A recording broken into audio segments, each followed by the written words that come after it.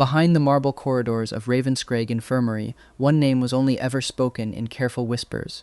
William Ashcombe, the coldest alpha the hospital had ever known, a man who had turned away every omega who dared to try. But even the oldest ice can crack, and it cracked the night a young nurse vanished into a blinding snowstorm, answering a call he was never meant to face alone. What followed was a quiet, dangerous game no one saw coming. A jealous rival, a threat dressed up as concern, and a king willing to burn down every rule he'd built just to keep one omega safe. So what exactly was he protecting, and what was he so afraid to lose? Stick with us to the very end, because the truth behind his coldness is far more surprising than anyone at that hospital ever guessed. Daniel Whitlock had exactly 4 minutes to make it from the staff car park to the 4th floor of Ravenscraig Infirmary, and he intended to spend all 4 of them running. Edinburgh in December did not care about anyone's schedule. The cobblestones outside the hospital's east entrance were slicked with a thin lace of ice, and the wind came down off the Pentland Hills like it had a grudge against scarves. Daniel's did not survive the crossing. It unwound itself from his neck somewhere around the statue of the hospital's Victorian founder and went sailing off toward Cowgate like a very sad ghost. He did not stop for it. 26 years old, 5 suppressant patches deep into a very long night shift, and already regretting every decision that had led him to a nursing career, Daniel Whitlock had bigger problems than a scarf. Problems like the fact that he was late. Problems like the fact that Sister Okafor had promised, with the calm menace of a woman who had buried 3 husbands and outlived a war, that if he was late one more time this month, she would personally reassign him to bedpan duty until spring. He made it as far as the ground floor atrium before disaster struck. The coffee cart, a squat, elderly machine that had been wheezing away in the corner of the lobby since roughly the reign of Queen Victoria, chose that exact moment to have what could only be described as a nervous breakdown. It shuddered, it screamed, and then, with the dramatic flourish of a machine that had clearly been waiting its whole mechanical life for an audience, it exploded. Not literally. Nobody died.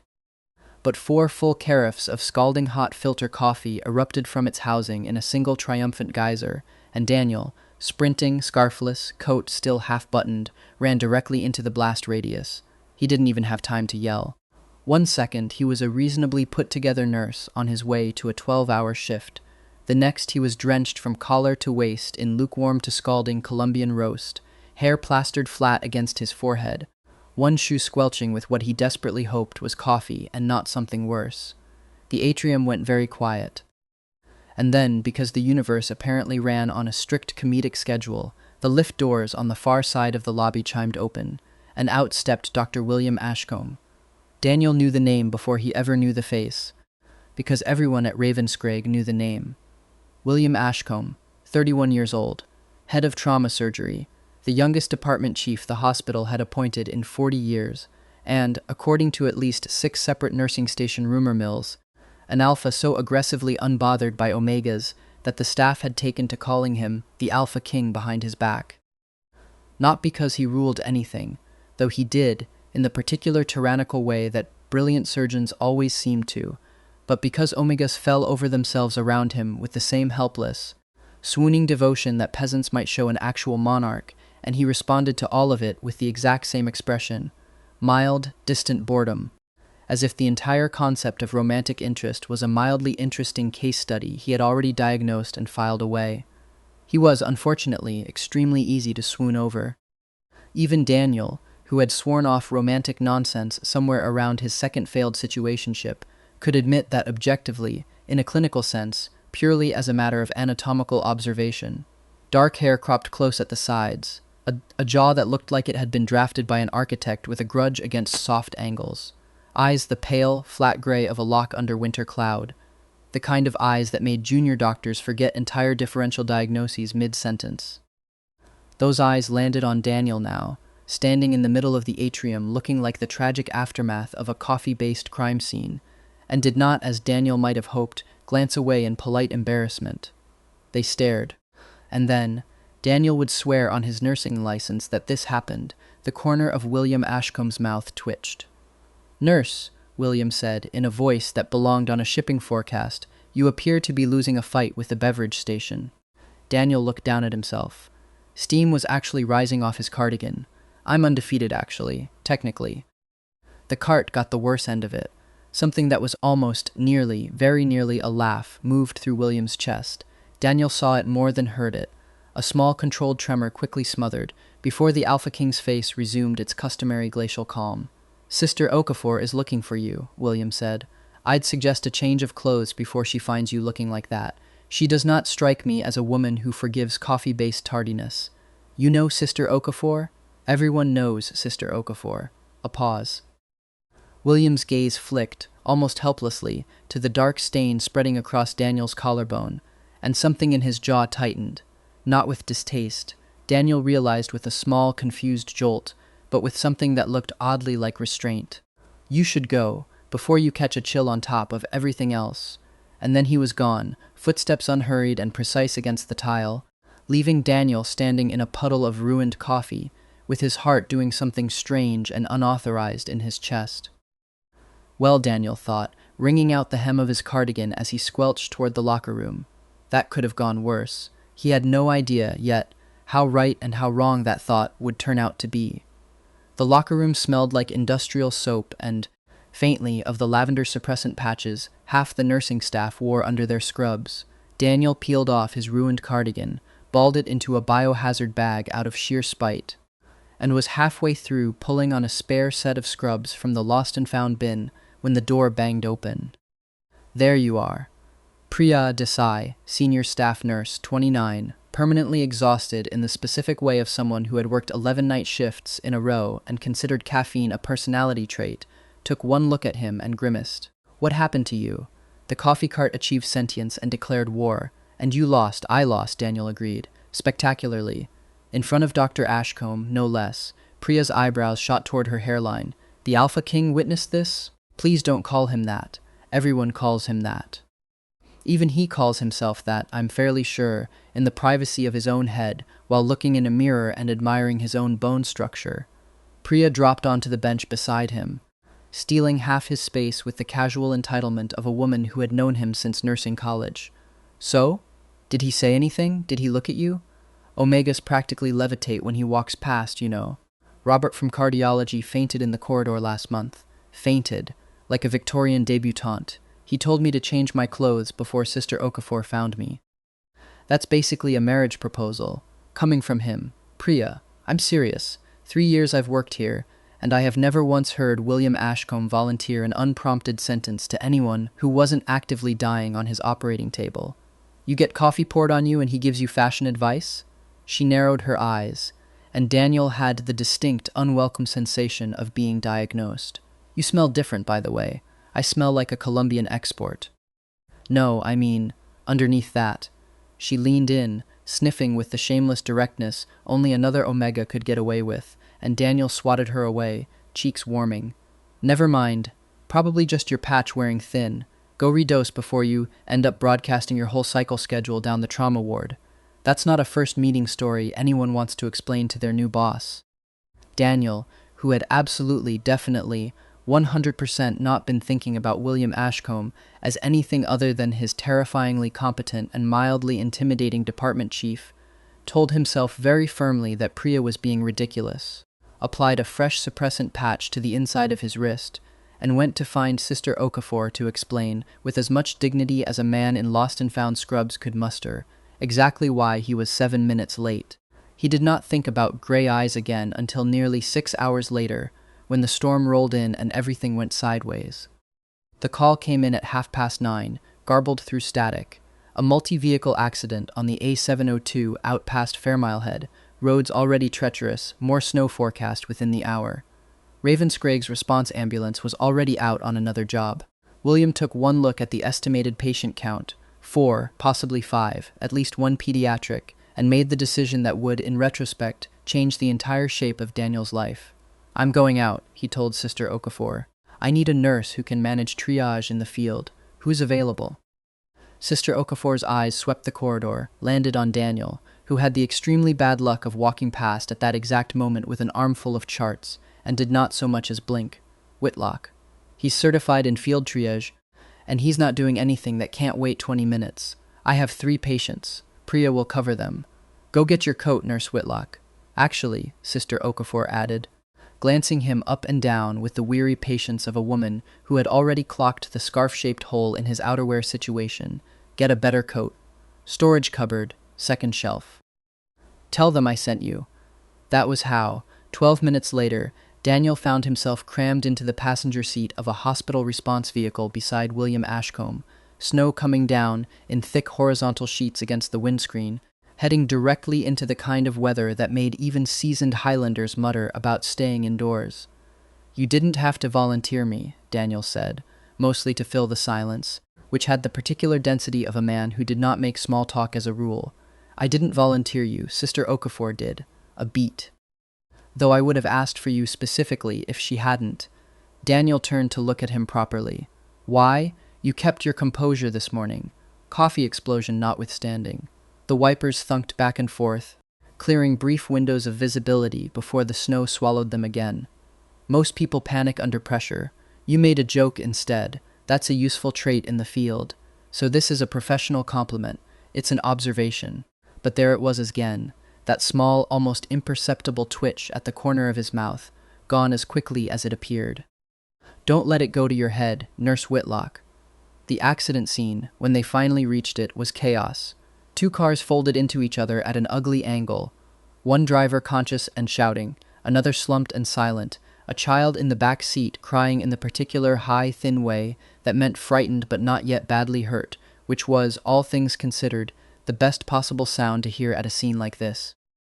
William moved through it like water finding its level, calm, precise, issuing instructions in a voice that cut clean through the wind and the screaming and the snow, and Daniel moved with him, matching his rhythm, passing supplies before William asked for them, spotting the second patient's shallow breathing before William turned around, calling it out in 3 words that made William's head snap up, and his hands change course mid-motion. Tension pneumothorax, left side, Daniel said, already reaching for the kit. He's tracheal deviated. William's eyes met his for exactly 1 second, surprise, sharp and genuine, cutting through the professional calm. Before he was moving, and moving fast, and between the two of them, they had the man stabilized inside 4 minutes flat. It was, Daniel would think much later, the first time anyone had ever looked at him like that. Not like an Omega, not like a nurse, like a colleague whose judgment he trusted enough to act on without question. It was working, right up until the ambulance that had finally been dispatched to relieve them slid off the black ice half a mile down the road, and the paramedics radioed through that they'd need towing, that the roads behind them were closing, that Daniel and William and their remaining patient, the child, now stabilized and wrapped in every blanket they had, would need to hold position until conditions improved or a second vehicle could reach them. Which was how, 40 minutes later, with the child successfully transferred to the recovered ambulance, and William gone ahead to secure a path for the second vehicle through a drift that had swallowed half the road, Daniel found himself alone at the roadside in the worst of the storm, radio dead, torch beams swallowed whole by snow so thick it felt less like weather, and more like the sky had simply come apart, disoriented, and, though he would not admit this to anyone, ever, least of all himself, frightened. He'd gone looking for the flare kit William had left in the ditch beyond the tree line. It should have taken 90 seconds.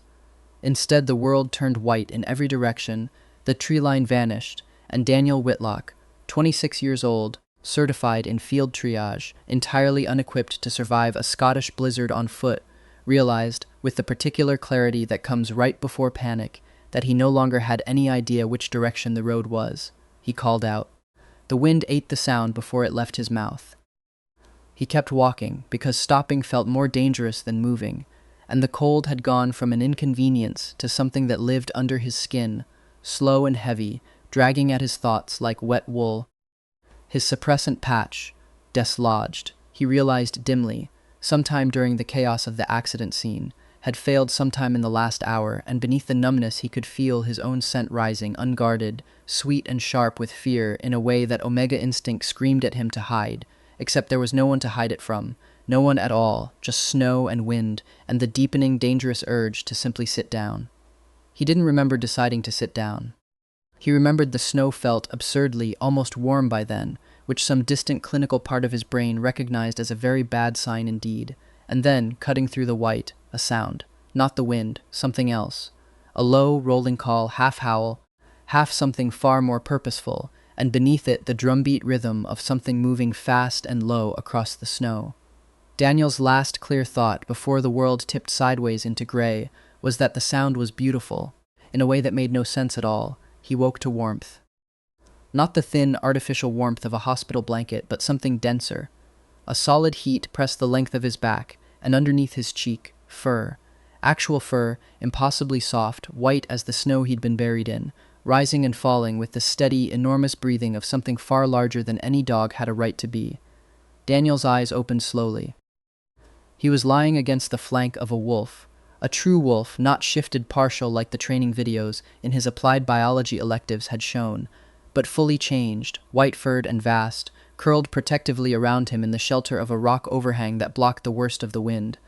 Snow had drifted against the outer curve of that great body like Daniel himself was being deliberately, methodically sheltered from the storm. He'd heard the rumors, of course. Everyone at Ravenscraig had.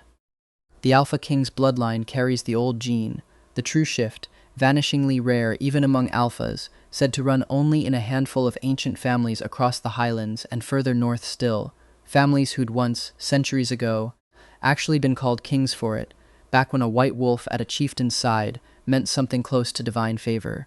Daniel had always assumed it was exactly that, a rumor, a flattering bit of hospital mythology built up around a cold, brilliant man to make his aloofness feel more like majesty than misanthropy.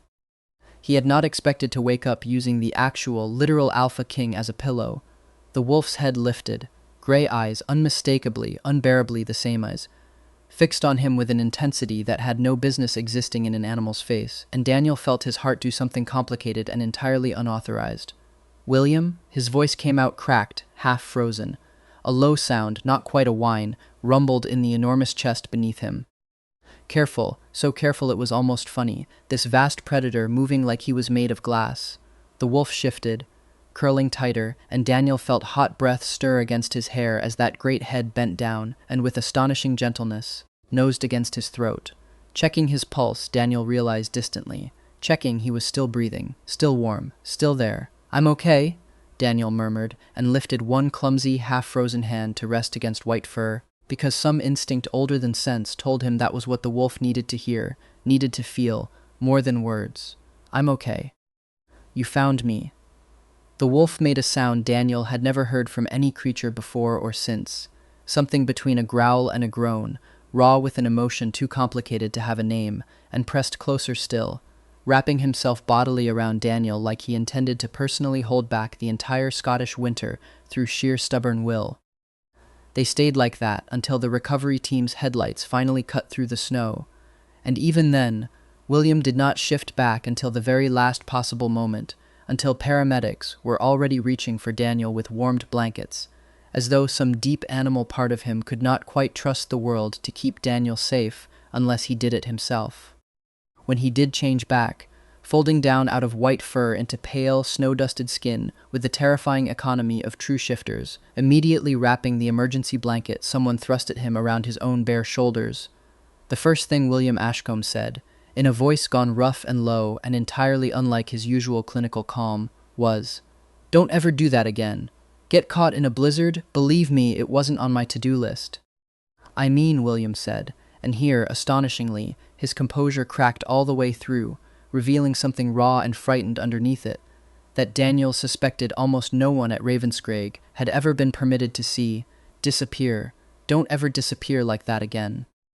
There was a beat of silence between them, snow still falling soft and slow now that the worst of the storm had passed, and Daniel, half frozen, thoroughly humiliated, and entirely unable to stop staring at the Alpha King of Ravenscraig Infirmary, looking at him like he was something precious and nearly lost, felt something in his chest turn over, quiet and enormous, like a key finding its lock. "Okay," he said softly. "I won't." William did not look away from him for the entire ambulance ride back. Word travels fast in a hospital. Word travels at the speed of light in a hospital when the story involves the department's most notoriously aloof alpha carrying an Omega nurse bridal style out of an ambulance bay at 2 in the morning, refusing to let anyone else touch him, and standing sentry outside his observation room until Sister Okafor physically threatened to call hospital security. By the time Daniel was cleared for discharge 2 days later, mild hypothermia, nothing worse. Thanks entirely to a rather large white wolf, the entire staff had constructed an elaborate mythology around the incident that bore only a passing resemblance to actual events. They're saying he fought the storm itself, Priya reported gleefully, perched on the edge of Daniel's hospital bed with the shameless comfort of someone who'd known him since they were both terrified first years. Someone in radiology is telling people he tracked your scent through a whiteout, like a fairy tale. It's genuinely unhinged. I love it. He's a trained tracker with an enhanced sense of smell, Priya, not a Disney prince. He carried you, Daniel, bridal style, in front of the entire night shift. William Ashcombe, who once told a med student to perhaps consider a career outside of patient contact because the poor boy asked him out for coffee, that William Ashcombe has apparently spent the last 2 days sitting in the corridor outside your room, reading actual medical journals like a gargoyle. He's checking my chart, he's my attending. He is not your attending, you absolute walnut. He's the head of an entirely different department, and if he checks your chart one more time, Sister Okafor is going to have him assessed for stalking. Priya softened suddenly, in the way she did when the teasing had run its course and something more sincere wanted through. How are you doing, actually? Daniel considered the question honestly, which was rare for him. Fine. Better than fine, honestly. Just, he hesitated and found, to his own surprise, that he wanted to say it out loud, if only to someone who wouldn't make it weird. I keep thinking about how it felt, being found like that. I've never had anyone look for me like that before. Priya's expression went soft and knowing in a way that made Daniel deeply uncomfortable. Oh, honey, don't. I'm not saying anything. You're radiating I told you so energy from every pore. I would never. She was already grinning. So when's the wedding? Priya. The door opened before she could continue, and Daniel's mortification reached entirely new heights as William stepped through it, medical folder in hand, expression composed into its usual professional neutrality, except for the small, telling way his gaze went straight to Daniel and stayed there. Discharge paperwork, William said, and then, to Priya, with the flattest delivery Daniel had ever heard. Don't you have patients, Nurse Desai? I have several, Priya agreed cheerfully, gathering her things with absolutely no urgency whatsoever, all of whom can wait exactly as long as it take to leave this room very, very slowly. She left, eventually, but not before shooting Daniel a look over William's shoulder that promised an interrogation of significant length and detail the moment they were next alone. William closed the door behind her. Gently, deliberately, the click of the latch loud in the sudden quiet, and Daniel became abruptly, uncomfortably aware of exactly how small hospital rooms were, and exactly how much space William Ashcombe managed to take up in one despite being, objectively, a normally proportioned human man. How are you feeling? William asked, setting the folder down without opening it, which told Daniel this visit had very little to do with paperwork. Warmer, Daniel said, and then, because the silence between them had gone strange and charged, and he had never been able to leave charged silences alone, thank you. For finding me. Something crossed William's face, the same rawness Daniel had glimpsed briefly at the roadside, quickly and deliberately smoothed away. You don't need to thank me for that. I do, actually. You could have waited for the recovery team. You didn't have to shift, didn't have to. I wasn't going to wait. The words came out low, almost fierce, and William seemed to hear the intensity in his own voice and pull back from it, visibly recalibrating. I mean, protocol dictates immediate search response in cases of William. It was the first time Daniel had used his first name. It landed between them like a struck match. William's jaw worked once, and when he spoke again, the clinical distance had dropped entirely away, leaving something far more unguarded in its place. I couldn't stop thinking about you. From the moment you disappeared into that storm until the moment I found you, there was no protocol in my head. There was just you. I have never, he said, and each word seemed to cost him something, like a man confessing to a crime, felt anything like that in my life. It frightened me considerably more than the storm did. Daniel's heart was doing something entirely undignified in his chest. That's quite a thing to admit to your coffee explosion, nurse. And there it was, that twitch at the corner of William's mouth, blooming this time into something that could only be called, astonishingly, a real smile. small and crooked, and entirely unpracticed, as though he hadn't used those particular facial muscles in years and wasn't entirely sure how. "You're not just my coffee explosion nurse," William said quietly. "I rather think you might be considerably more than that, if you'll allow it." Daniel, who had absolutely, definitely, 100% expected to spend his entire hospital career safely and professionally not falling for his terrifyingly competent department head, discovered in that moment that he had already thoroughly, hopelessly failed at that particular ambition. "I might allow it," he said, "on a trial basis." William laughed, a real laugh, low and startled out of him, the sound of a man who very clearly did not do this often and was delighted, despite himself, to be doing it now. "A trial basis, I can work with that." The trial basis, as it turned out, was doomed from the start to become something much more permanent, mostly because William Ashcombe, once he had decided to court someone, pursued the endeavor with the exact same relentless, methodical focus he brought to a difficult surgery. It started small, a coffee, a proper one, from the good cafe 2 streets over, not the possessed hospital cart, left on Daniel's break-room table with a note in William's precise, slanted handwriting. "This one is significantly less likely to attack you." It continued with small, unannounced appearances at exactly the moments Daniel's shifts overlapped with his. Never intrusive, never demanding, just William, materializing in a corridor with some minor professional pretext, staying a beat longer than strictly necessary, eyes finding Daniel's like he couldn't quite help it. "He brought you a sandwich," Priya reported, scandalized, 3 weeks into whatever this was.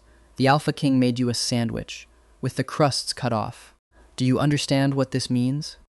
This is a man who once told the hospital board their proposed budget cuts were, and I quote, "an insult to basic arithmetic," in a meeting with the actual mayor present, and he is cutting crusts off bread, for you. "It's a nice sandwich," Daniel said, entirely unable to stop the ridiculous, helpless smile that kept sneaking onto his face whenever the subject came up. "You're disgusting. You're both disgusting. I hate it. Tell me everything." There wasn't, strictly speaking, that much to tell, nothing dramatic, nothing that would satisfy Priya's appetite for gossip. Just the slow, careful accumulation of 1,000 small things. William's hand finding the small of Daniel's back when they passed each other in a crowded corridor, brief and grounding and gone before anyone else could notice. The way William had started, without ever discussing it, simply appearing at Daniel's locker at the end of long shifts, offering to walk him to his car, standing a careful, respectful distance away that nonetheless felt like being held. The way Daniel had discovered, one particularly foul night, when a difficult case had left him shaking, with the particular exhaustion of watching someone die despite everyone's best efforts, that William's office door was never locked to him, that William would simply move the chair beside his own without a word and let Daniel sit in silence until the shaking stopped, occasionally reaching over to rest 2 fingers briefly against Daniel's wrist. Not a pulse check, not really, just contact. Just here, I'm here, before going back to his paperwork like nothing had happened at all. It was, Daniel thought one evening, watching William frown with fierce concentration at a crossword puzzle in the break room. William Ashcombe did crosswords in pen, without fail, and had once spent 11 minutes in a genuinely aggrieved silence over a 5-letter word for aquatic mammal that turned out to be otter, the strangest, gentlest courtship he could possibly have imagined. No grand gestures, no dramatic declarations beyond that first raw confession in the hospital room. Just a man who had apparently decided, somewhere in a snowstorm, that Daniel Whitlock was worth rearranging an entire carefully guarded life around, and who was now doing exactly that, one small, unremarkable kindness at a time. "You're staring," William observed, without looking up from his crossword. "I'm allowed to stare. It's a free hospital."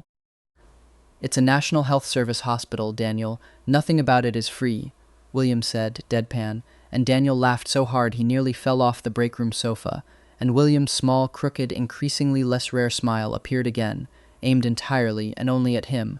It was, in fact, going rather wonderfully, which was, of course, exactly when Robert Fenwick decided to get involved. Robert Fenwick, 34, senior registrar in cardiology, was, by his own repeated and enthusiastic account, Ravenscraig Infirmary's second most eligible Omega, a distinction he wore with the aggressive confidence of a man who had simply decided the title was his and dared anyone to contest it. He was handsome in an obvious, magazine cover sort of way, charming in the manner of someone who had never once been told no, and had therefore never bothered learning how to hear it, and, infamously, he had been the one to faint dramatically in a corridor the previous month upon an unexpected encounter with William Ashcombe, an event he had since reframed, in the retelling, as a brief medical episode entirely unrelated to Dr. Ashcombe's frankly unreasonable bone structure. He cornered Daniel by the vending machines on a Tuesday, 3.5 weeks into Daniel's careful, unspoken almost relationship with William, with the transparent subtlety of a man about to attempt something deeply ill-advised. Daniel! Whitlock, right? Trauma nursing? Robert's smile was blinding, aggressively white, entirely too close for a first proper conversation. I hear you and Dr. Ashcombe have been spending rather a lot of time together. We work in adjacent departments, Daniel said carefully, feeding coins into the vending machine with the sudden intense focus of a man who deeply did not want to have this conversation. Adjacent departments. Robert leaned against the machine, blocking Daniel's exit with the casual entitlement of someone who had never learned personal space was a concept that applied to him. You know, I've had my eye on him for years, since before you even started here, actually. We have a history. Ashcombe and I, well, not history, but potential, significant potential. I really think, if you weren't sort of, hovering, no offense, that he and I might have finally gotten somewhere. Daniel, watching his crisps refuse to drop from the vending machine's spiral coil, with the tragic inevitability of everything else going wrong in this conversation, took a breath. I think William makes his own decisions about who he spends time with. William, Robert repeated, eyebrows climbing, clearly delighted by the first-name intimacy of it, in a way that made his next words land like a challenge. Well, aren't we familiar? Look, sweetheart, I don't want to be cruel, but you should know what you're up against. He's the Alpha King. He needs someone who can actually keep up with him. Someone sophisticated, someone who understands the demands of a position like his. Not. And here his eyes swept over Daniel's scrubs, his crisp machine crouch, his general disheveled trauma ward state, with a delicately raised eyebrow. Not a field nurse who apparently gets lost in snowstorms. I didn't get lost. I was retrieving supplies during an active emergency. I'm just saying. Robert actually reached out, fingers grazing Daniel's forearm in a gesture calculated to look tender and land as something closer to territorial. You seem sweet, genuinely. I'd hate to see you get hurt when he inevitably comes to his senses. Which was, naturally, the exact moment William Ashcombe rounded the corner, took in the scene. Robert's hand on Daniel's arm, Robert's smile aimed with proprietary confidence at exactly the wrong person, Daniel's expression somewhere between fury and a deep, weary exhaustion, and went, in the space of about 1.5 seconds, absolutely and completely rigid. Fenwick. William's voice had dropped into a register Daniel hadn't heard since the roadside, low and edged with something that raised the hair on the back of Daniel's neck in a way that was, he was slightly embarrassed to note, not entirely unpleasant. Remove your hand. Robert did, with admirable if belated speed. William, I heard precisely what you were just.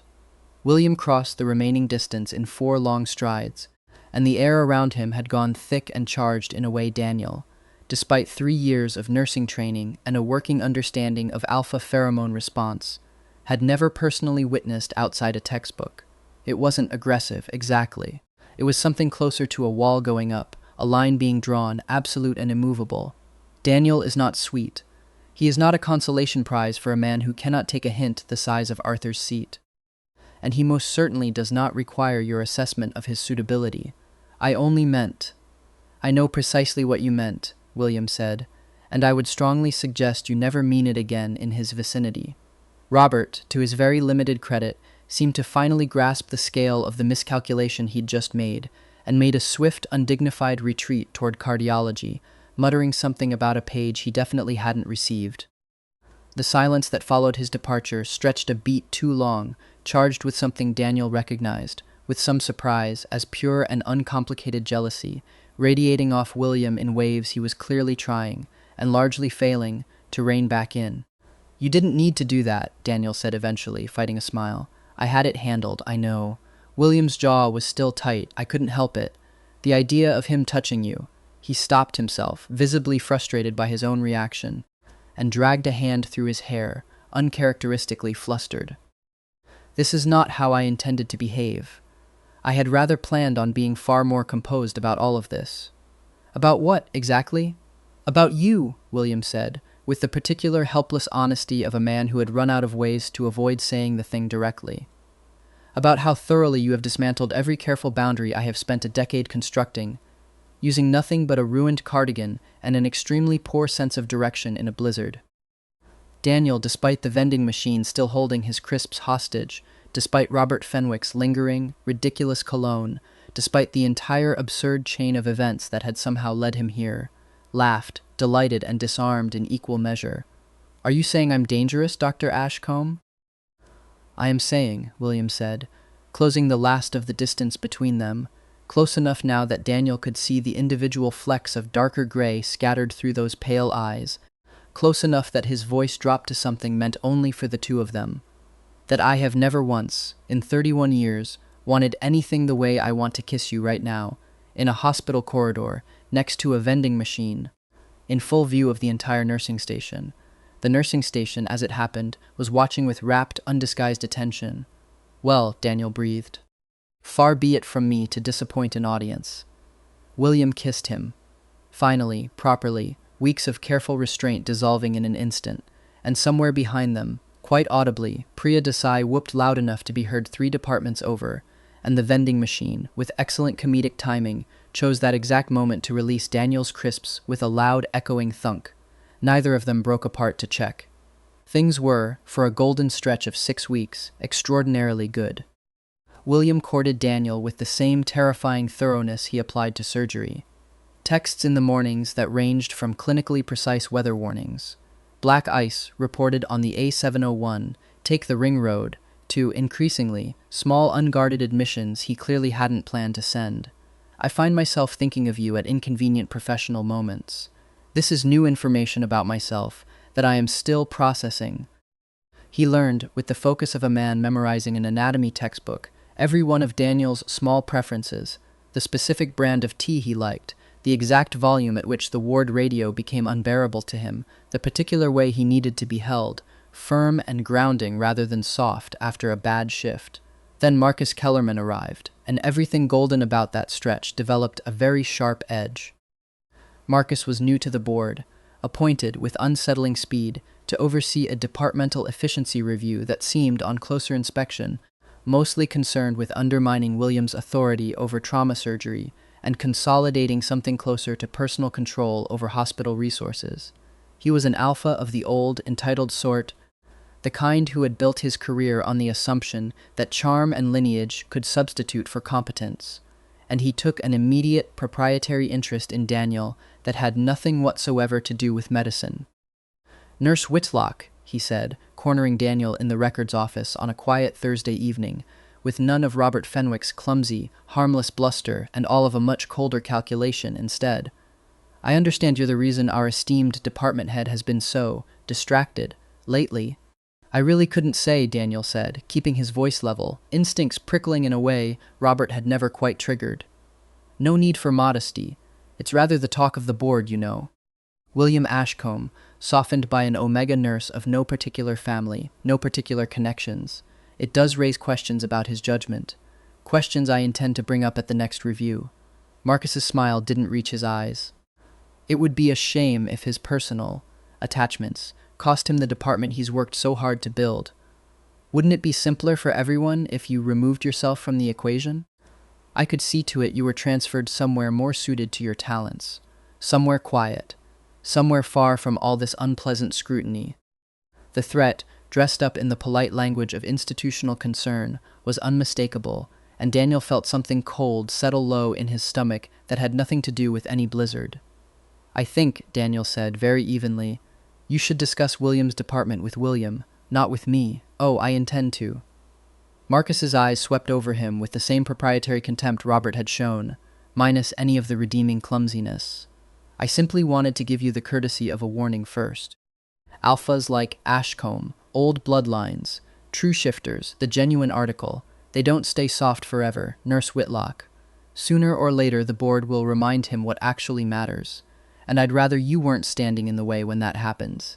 He left without waiting for a response, and Daniel stood alone in the records office for a long moment, cold and unsettled in a way that took considerably longer to shake than the physical chill of the blizzard had, weeks before. He didn't tell William, not at first. It felt absurdly like admitting weakness, like proving Marcus's ugly little theory that he was some fragile thing that needed shielding from institutional politics, rather than an equal partner who could handle his own battles. It was a mistake, and Daniel knew it was a mistake even as he made it, and he made it anyway, the way people always do with the things they're most afraid of. William noticed the shift immediately, of course. 3 weeks of careful attention meant he clocked the change in Daniel's scent, the tightness in his shoulders, the way he'd started flinching slightly whenever Marcus's name came up in staff meetings, and pressed, gently at first and then with growing, focused concern, until the truth finally came out over a shared, mostly untouched dinner in William's flat. Daniel's hands wrapped tight around a mug of tea he wasn't drinking. "He threatened your position," William said very quietly when Daniel finished, "because of me." "He threatened my position because he's a small, ambitious man who's used to getting what he wants," Daniel corrected. "This isn't about you not being enough, William, if that's the direction your face is currently heading. It's precisely that direction." William's jaw had gone tight in the particular way that Daniel now recognized, with some alarm, as the exact expression that had preceded the vending machine standoff with Robert, except sharper this time, colder, edged with something that looked disturbingly like the wolf underneath the man. "I will not have you threatened for the crime of being important to me, William, I mean it." He stood, restless, pacing the small kitchen with barely contained tension. "I have spent this entire courtship being careful, deliberate. I did not want to overwhelm you, or move too quickly, or make you feel cornered by everything that I am.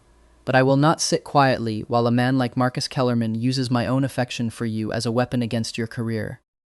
"So what are you going to do?" Daniel asked, and found, to his own surprise, that his fear had curdled somewhere along the way into something closer to fierce, protective anger, not for himself, but for the man in front of him, clearly torn between fury and the old ingrained caution of someone who'd spent a lifetime keeping his more dangerous instincts carefully leashed. Fight him? Shift into a wolf and chase him out of the building? Tempting, William said, and for one wild second Daniel genuinely couldn't tell if he was joking. Then something in his shoulders dropped, the fury banking down into something more deliberate, and he looked at Daniel with an intensity that made the small kitchen feel very much smaller. "No. I'm going to do something considerably more effective than growling at him, though I confess the growling holds a certain appeal." He crossed back to Daniel, crouching down in front of his chair so their eyes were level, taking both of Daniel's hands in his own, warm, steady, deliberate. "I'm going to make it impossible for Marcus Kellerman, or the board, or anyone else, to treat you as anything less than exactly what you are to me, which is not a distraction, Daniel, not a liability, not something to be quietly transferred away." His thumb traced slow, grounding circles over Daniel's knuckles. "You are the person I intend to spend the rest of my life with, and I would like the entire hospital, up to and including its most self-important board member, to understand that clearly." Daniel's breath caught. "William, are you?" "Not yet," William said, and there was real warmth in it now, the fury entirely gone, replaced by something achingly tender. "Not tonight, over cold tea, in the middle of an argument about a truly odious man. You deserve considerably better circumstances than this for that particular conversation. But I wanted you to know where my intentions lie, so that nothing Marcus Kellerman says can plant even the smallest seed of doubt." It shouldn't have been possible to feel simultaneously furious, frightened, and entirely undone by tenderness, but Daniel Whitlock, staring into the pale gray eyes of the Alpha King of Ravenscraig Infirmary, managed it without difficulty. "Okay," he said, voice unsteady. "Okay, deal with Marcus your way. But William, I want to be there when you do it. I'm not something you protect from a distance. I'm someone who fights beside you." Something in William's expression cracked open, raw and grateful. "Yes," he said, "that, exactly that." "I love you," he added, almost as an afterthought, as though the words had simply overflowed before he'd finished planning to say them, and then went faintly, uncharacteristically pink at his own admission. "I had also intended to save that for better circumstances." Daniel laughed, a startled, wet, entirely joyful sound, and leaned forward to kiss him. Tea forgotten, Marcus Kellerman forgotten, everything forgotten except the warm, solid reality of William's mouth against his own. I love you too, you enormous disaster of a man, cold tea and all. The departmental review, when it convened the following week, did not go the way Marcus Kellerman had planned. He had built his case carefully, a dossier of concerns about William's judgment, oblique references to personal entanglements affecting professional oversight, a not-so-subtle suggestion that trauma surgery required leadership, unclouded by romantic distraction. He presented it to the board with the polished confidence of a man who had never once considered he might lose. What he had not accounted for was Daniel Whitlock standing quietly at the back of the room, having been personally invited by William to attend as, in William's precise legal phrasing, a directly relevant witness to departmental performance standards. He had not accounted for Sister Okafor, unprompted and entirely on her own initiative, presenting 6 months of trauma department outcome statistics that had improved measurably since Daniel joined the field response team. He had not accounted for the pediatric patient's parents, the child from the blizzard accident months earlier, submitting an unsolicited letter of gratitude that named both William and Daniel specifically, describing in plain, devastating detail exactly what their combined competence and care had meant to their family. And he had certainly not accounted for William Ashcombe, cold and precise and utterly immovable, standing at the head of the boardroom table and dismantling every single one of Marcus's insinuations with the same surgical focus he brought to a difficult operation. Mr. Kellerman has suggested my judgment is compromised by personal attachment, William said, voice level, gaze never once leaving Marcus's increasingly uncomfortable face. I would invite the board to examine the data rather than the insinuation. Trauma outcomes have improved 11% since Nurse Whitlock joined the field response rotation. Response times have decreased. Patient satisfaction scores, for what limited value they hold, have risen considerably. If this is what compromised judgment produces, I would suggest the department implement it hospital-wide. This isn't about statistics, Marcus said, color rising. It's about propriety, about the appearance of favoritism. It's about you, William said, and something in his voice went very quiet and very dangerous. Attempting to threaten a member of my staff's employment as leverage against my personal life, which is, I should note for the board's benefit, a matter that falls rather squarely under hospital harassment policy. He set a folder on the table. Daniel hadn't even known he'd prepared it. With quiet, devastating precision. I have a written account of the conversation, Mr. Kellerman had with Nurse Whitlock in the records office 3 weeks ago. I would be very curious to hear the board's thoughts on it. The silence that followed was the kind that ends careers.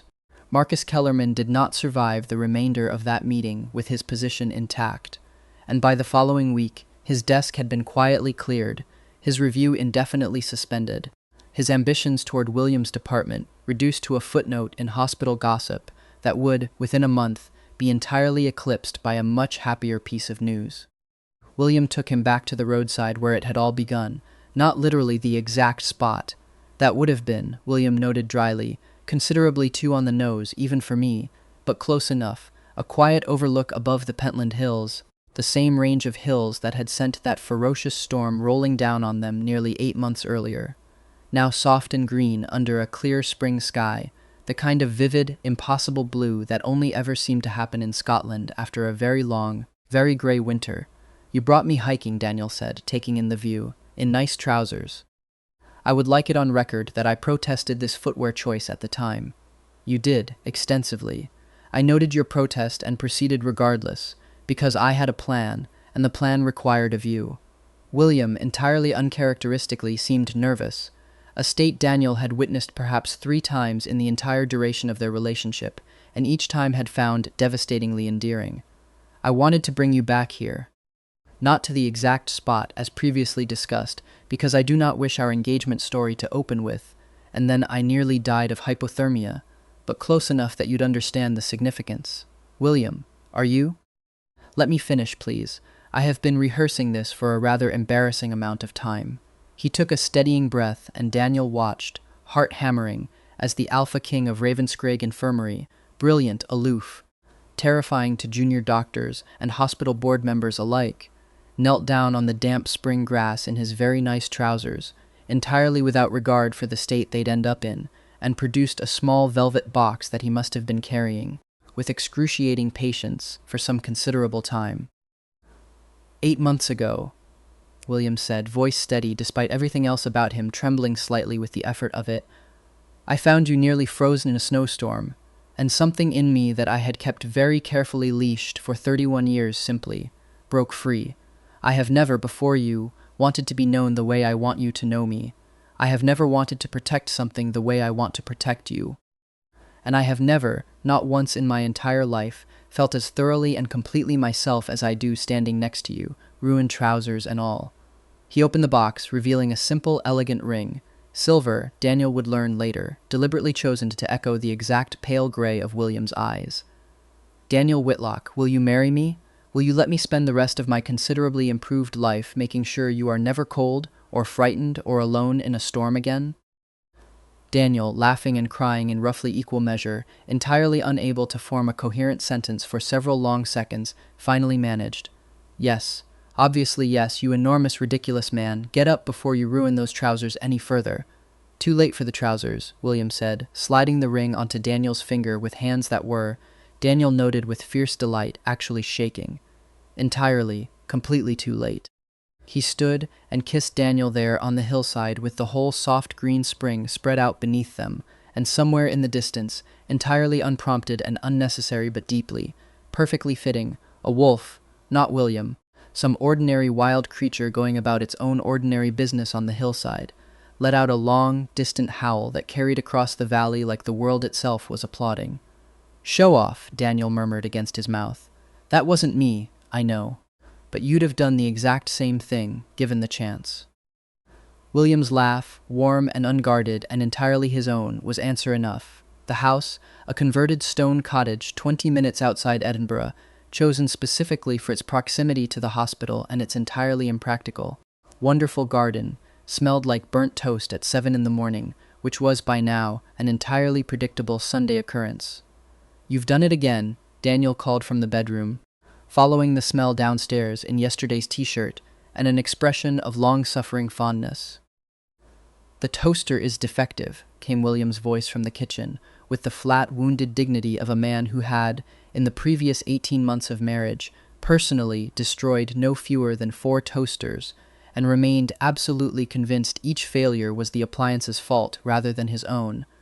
I have performed considerably more delicate procedures than depressing a lever.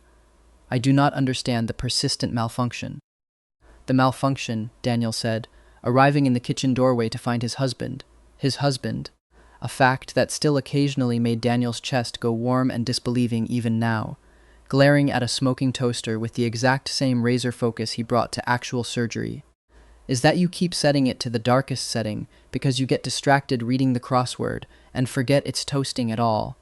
That is a slanderous accusation. It's an observed pattern, William. I have literally charted it. 4 incidents, all correlating with crossword difficulty level. Daniel crossed the kitchen, took the smoking casualty of a toaster slice from William's hand, and dropped it directly into the bin, where it joined what appeared to be the accumulated evidence of an entire month of similar disasters. You're supposed to be the department head of an entire trauma unit. Explain to me how a piece of bread consistently defeats you. Bread does not require the kind of split-second triage decision-making I excel at, William said, with such genuine, wounded seriousness that Daniel had to physically bite back a laugh. It requires patience, which I reserve for surgery, my crossword, and you in that order on a good day. Charming. I'm 3rd on the list. You're 1st on every list that matters, William said, abandoning the crossword entirely to pull Daniel in against his chest, warm and solid and smelling, faintly and permanently, of the particular cedar and clean cotton scent that had become, over 18 months, as familiar to Daniel as his own heartbeat. The toaster ranking exists purely to torment you. It's working beautifully. You're insufferable. You married me anyway. Regrettably, Daniel tipped his head back to look up at him, unable to hold back the smile that had become, these days, an almost permanent fixture whenever William was within arm's reach. Priya still tells everyone at the hospital that our wedding vows made her cry so hard, Sister Okafor had to physically remove her from the ceremony. Sister Okafor gave a toast that made me cry, and I have cried perhaps 4 times in my entire adult life, William said. She compared our meeting to watching a glacier fall in love with an avalanche, which remains to this day the single most accurate description of our relationship anyone has ever produced. I resent being the avalanche. You caused a small landslide in my carefully constructed emotional glacier the moment you set fire to that coffee cart. The coffee cart exploded on its own. I was an innocent victim of industrial malfunction. And yet, William said, kissing the top of his head with the particular deliberate tenderness he reserved entirely for private moments like this one, here we are. 18 months married, 1 destroyed toaster short of a matched set, and I have never in my entire life been happier to have my carefully ordered world thoroughly and permanently dismantled. Outside, the Scottish spring morning was doing something bright and lovely through the kitchen window, and somewhere down the hill a genuinely enormous white husky, not a wolf. William had insisted upon adopting an entirely ordinary dog specifically, so their household would contain, in his own dry words, only 1 apex predator at a time, was barking at absolutely nothing with tremendous enthusiasm. We should probably let Snowdrop in before she wakes the neighbors, Daniel said, not moving an inch from where he stood wrapped in his husband's arms. In a moment. William's voice had gone soft, unhurried, entirely content. I'd like to stay exactly like this a little longer, if it's all the same to you. Daniel, warm and safe and thoroughly, permanently found, saw no reason at all to argue. We pour a lot of heart into telling stories like this one, and honestly, hearing from you afterward is the best part of the whole process. So if this story struck a chord, drop a comment and tell us which moment hit you the hardest. We genuinely read every single one. And if you want more stories like this waiting for you, hitting subscribe is the easiest way to make sure you never miss the next.